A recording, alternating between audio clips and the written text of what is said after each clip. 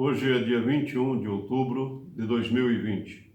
Um bom dia para você e que a graça de Deus, o nosso Pai, habite em sua vida e que você desfrute dela no dia de hoje para a glória de Deus.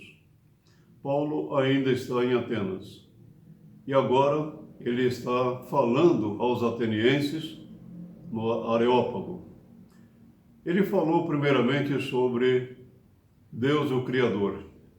Mas no verso 24 do capítulo 17 de Atos, Paulo diz assim ainda: o Deus que fez o mundo e tudo que nele há, tudo que nele existe, sendo ele o Senhor do céu e da terra, não habita em santuários feitos por mãos humanas. A mensagem do Evangelho, ela é ofensiva às pessoas. Mas ela é ofensiva no sentido de que ela expõe a verdade, ela fala a verdade ao coração do homem. Quando Paulo falou que Deus é o Criador dos céus e da terra e de tudo que nele existe, essa mensagem ela era contra tudo que se pensava na época a respeito da criação. Porque Paulo está dizendo que Deus é o Criador, aquele que trouxe o mundo à existência do nada. E agora Paulo fala que Deus também é Senhor, sendo Ele Senhor do céu e da terra. Esta é uma outra mensagem que o homem, o ser humano, não gosta de ouvir. A soberania de Deus sobre toda a sua criação. Por que esta mensagem ela é tão ofensiva ao homem?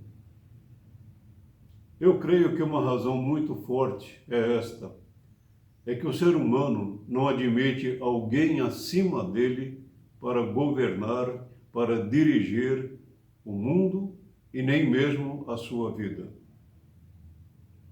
O homem pensa que ele tem poder, e este é um grande erro do homem, porque na verdade todo o poder pertence única e exclusivamente a Deus. Talvez você já tenha ouvido pessoas dizerem assim: mas se Deus é soberano, por que o mundo está numa situação como esta? E é uma pergunta justa. Todavia, nós também precisamos olhar para o homem. Nós queremos culpar a Deus, responsabilizar a Deus pela situação do mundo. Mas, na verdade, o responsável somos nós, seres humanos. E por quê? Por causa do pecado. O pecado é uma ação de rebeldia contra Deus, contra a lei de Deus, contra os ensinamentos de Deus.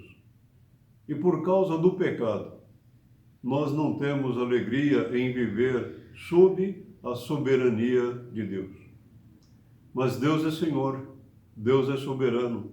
Davi, no Salmo 24, verso 1, ele diz assim: ao Senhor pertence a terra e tudo o que nela se contém, o mundo e os que nele habitam. Deus é soberano e ele exerce a sua soberania com sabedoria e justiça. E se o mundo está numa situação como esta, não é porque Deus não é soberano, mas é para que nós venhamos a conhecer o problema do pecado na nossa vida.